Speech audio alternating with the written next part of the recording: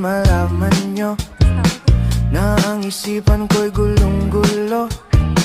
Nagtatanong kung susundan ko siya, dahil ang puso ko ay nabihag niya. Alam mo bang minamahal ko siya? Picture mo kasi